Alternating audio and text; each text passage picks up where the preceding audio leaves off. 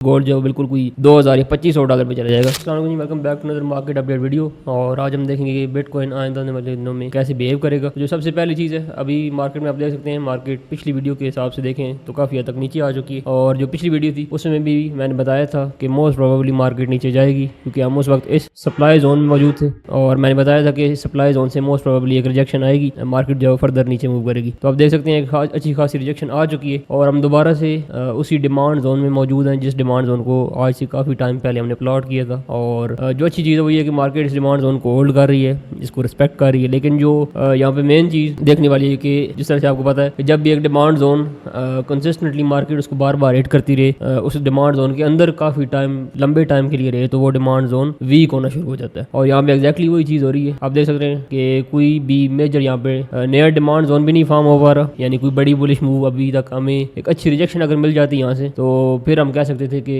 एक नया demand zone यहाँ पे फॉर्म हो गया और हम हायर जा सकते हैं। लेकिन अभी तक ऐसा कुछ फिलहाल के लिए नहीं हो पाया। अगर फ्यूचर में कुछ होता है तो मैं डेफिनेटली बता दूंगा, लेकिन फिलहाल हम कोई भी डिमांड जोन यहाँ पर फॉर्म नहीं कर पाए। मार्केट साइडवेज और कंप्लीटली उसी डिमांड जोन के अंदर रह रही है, जिसका मतलब है कि ये डिमांड जोन अब वीक होना शुरू हो गया है। तो ये एक अच्छी चीज़ नहीं है। लेकिन एक जो अपोजिट साइड पे देखें, जो अच्छी चीज़ है वो ये है कि ऊपर कोई सप्लाई जोन मेजर अभी तक हम नहीं देख सके। कोई भी मेजर ऐसी मोमेंटम वाली इंपल्सिव मूव नहीं हुई जहाँ से हम देखेंगे कि मतलब यहाँ से हम दोबारा से रिजेक्शन एक्सपेक्ट कर पाएँ। यानी इनकेस अगर मार्केट हायर मूव करती है तो इस लेवल से पहले कोई खास ऐसा लेवल नहीं है कि जहाँ से कोई सिवाय इस एक लेवल के, क्योंकि एक रेजिस्टेंस लेवल है। लेकिन ये भी अब काफ़ी हद तक वीक हो चुका है, क्योंकि इसमें भी ऑलमोस्ट 2-3 मतलब मार्केट इसको टैप कर चुकी है। तो आप ये कह सकते हैं कि अगर मार्केट हायर मूव करती है, अगर यहाँ पे कोई नया डिमांड जोन फॉर्म करती है, तो ऊपर कोई मेजर सप्लाई लेवल नहीं है। तो इन केस अगर आपको यहाँ पे कोई इंपल्सिव बुलिश मूव मिलती है, यानी एक अच्छी खासी स्ट्रांग मूव, मोमेंटम वाली मूव मिलती है, तो फिर बिटकॉइन को रोकने वाला कोई नहीं होगा। फिर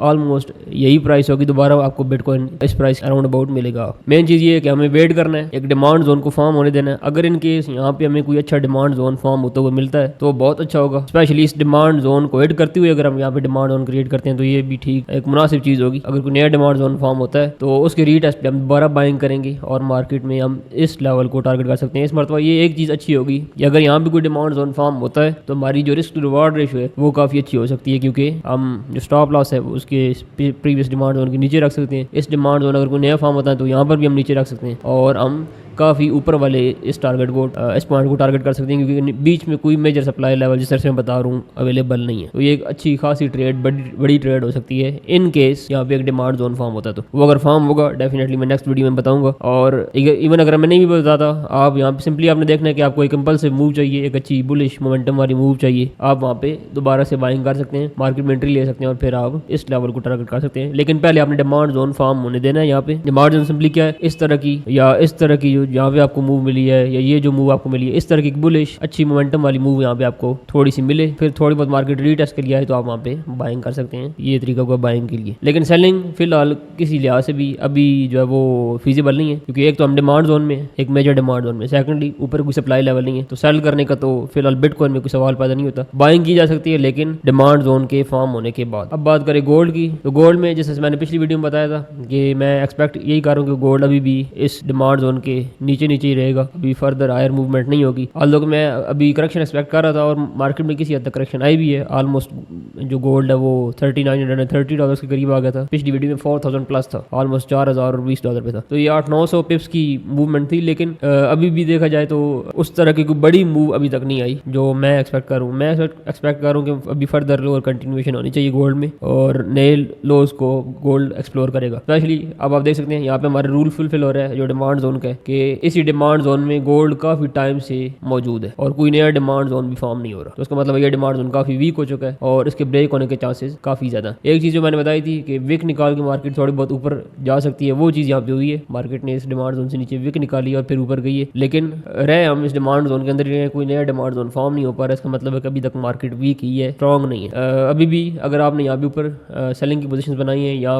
ऊपर यहाँ पे सेलिंग की पोजीशंस बनाई है इस जगह पे, तो मैं आपको रिकमेंड करूंगा कि आप होल्ड होल्ड ही करें, या इवन अगर आपको नए सप्लाई जोन्स मिलते हैं तो आप उनमें मजीद पोजीशंस ऐड करें। एग्जिट करने का भी सेल पोजीशन से मैं एग्जिट करने का नहीं कहूँगा, और अगर इनकेस आपको मौका मिलता है तो आप मजीद सेल की पोजीशन बनाएं। गोल्ड अभी मजीद नीचे जाने के इसके चांसेस काफ़ी ज़्यादा मुझे नज़र आ रहे हैं, क्योंकि फंडामेंटली भी देखा जाए तो क्योंकि दूसरी मार्केट्स जो है वो इतना बुरा परफॉर्म नहीं कर रही। यानी आप देख सकते हैं S&P 500, US 30 ये रिलेटिवली अपने ऑल टाइम हाइज के करीब ही अभी भी, ठीक है, वो 1% 2% का फर्क है, कोई मेजर फर्क नहीं आया। तो जब ये मार्केट अच्छा परफॉर्म करने लग पड़ती हैं, इस दोस्त के दरमियान गोल्ड कुछ बहुत अच्छा परफॉर्म मोस्टली नहीं करता। गोल्ड बहुत अच्छा परफॉर्म करता है जब ये मार्केट्स वीक हो रही होती हैं, जब स्टॉक मार्केट खासतौर पर वीक हो रही होती है। तो अभी आइंदा आने वाले कुछ दिन में स्टॉक मार्केट तो वीक होती हुई, बहुत ज़्यादा वीक होती हुई नजर नहीं आ रही। छोटी मोटी करेक्शन आ सकती हैं, लेकिन ओवरऑल इसका ट्रेंड अपवर्ड है, और अभी तक ट्रेंड के शिफ्ट होने के कोई चांसेस नजर नहीं आ रहे। कोई भी इस तरह का सिनारियो नहीं है कि यहाँ पर आपको याद होगा ये जो शॉर्ट टर्म ये जो बीरिश करेक्शंस थी, इनमें गोल्ड ने बहुत अच्छा परफॉर्म किया था। जहाँ पर भी कोई मेजर करेक्शन आती है, जिस तरह से यहाँ पे ये करेक्शन थी स्ट्रॉन्ग, US 30 में भी, S&P 500 में भी, यहाँ पर भी आप देख सकते हैं इनके दरमियान गोल्ड ने बहुत अच्छा परफॉर्म किया था, क्योंकि फिर पैसा जो है वो एज होने लग पड़ता है, मार्केट इस मार्केट से निकल के गोल्ड में जाने लग पड़ता है, और फिर गोल्ड बेहतर परफॉर्म करता है। लेकिन अभी